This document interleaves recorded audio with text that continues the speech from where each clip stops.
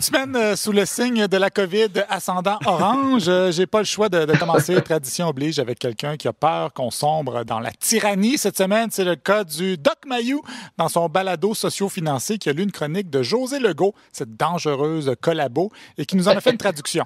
Je cite, écoutez bien ça. Une chose est sûre. 2 points.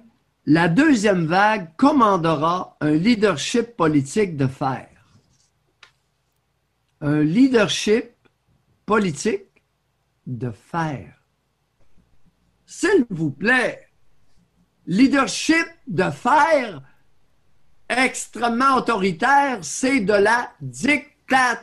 Oui, leadership de fer égale dictature. C'est ça qu'elle veut, José Legault, dans le fond. Lisez entre les lignes, Jean-Philippe. C'est comme quand Jean-Sébastien dit qu'il va faire court, ça veut dire qu'il va faire long.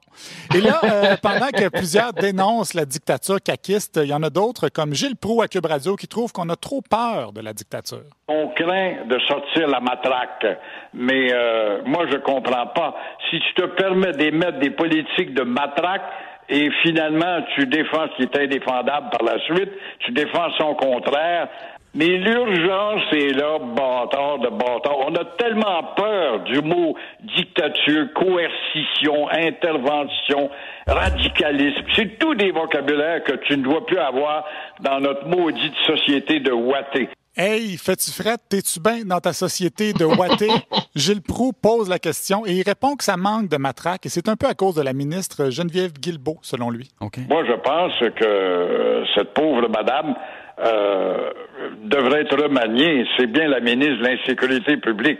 J'ai toujours appelé comme ça parce que quand c'est le temps de pas avoir peur, ils ont peur. Ministre de l'Insécurité, oui, à Radio X, c'est l'inverse. On la trouve trop sévère puisqu'elle serait derrière l'envoi de policiers dans les bars et restaurants, comme l'ont expliqué Éric Duhem et Dominique Moret. Faut pas oublier une affaire, là. Eux, là, ils exécutent des ordres, puis on veut que ça soit comme ça. On veut pas que les policiers partent puis commencent à décider qu'ils respectent plus les lois, là. Donc, l'ordre vient de la matrone en chef en haut. C'est clair. Eh oui, la pauvre madame de Gilles Proulx est devenue une matrone. Je me demande comment il l'appellerait si c'était un homme, hein, eux qui trippent sur le law and order de Donald Trump. Faut dire que la pauvre matrone a dû gérer une autre crise, soit celle provoquée par Horacio Arruda, qui a évoqué la possibilité d'envoyer des policiers sans mandat dans les maisons privées avant de retirer ses paroles. Une situation que Mario Dumont a voulu nous expliquer à l'aide d'une de ces fameuses analogies qu'on comprend moins que la situation originale. Le docteur Arruda, là. Tu sais, mettons, moi, la danse en ligne, là, pas capable. Du tout, là. Je pogne pas ça la danse en ligne. Tu vas tourner du mauvais bord, tu vas foncer dans quelqu'un. Mais mettons que tu me l'expliques bien, là. Je vais peut-être pouvoir faire, mettons, 5 fois le cycle, tu comprends? Tout tourne. Mais là, à un moment donné, je vais l'échapper une fois, une demi-fois. Juste, c'est pas le bon pas. Puis là, après ça, tu leur pognes plus. Il n'y a plus rien qui va. Il a raté un pas. Puis là, on sent qu'il y a de la misère. Là, c'est comme si tu deviens prudent. Là, tu marches, tu danses au ralenti parce que là, tu veux pas te tromper, mais parce que tu vas au ralenti, tu comprends, t'es plus dans le rythme des autres. C'est compliqué, mais c'est exactement ça.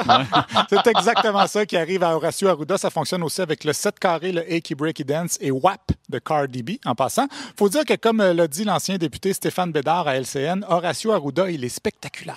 Tu sais, M. Arruda, c'est vrai qu'au début, il a fait le buzz. Mais le buzz, le problème, c'est qu'il faut que tu sois pris au sérieux. Et je pense qu'à un moment donné, le sérieux a comme disparu. C'est devenu plutôt un animal d'animation. Et ça, c'est pas bon quand tu es responsable de la santé publique. Un animal d'animation. Comme vous, Jean-Philippe, ou comme Rosie, la regrettée co-animatrice de Penelope McQuaid. Mais pour l'instant...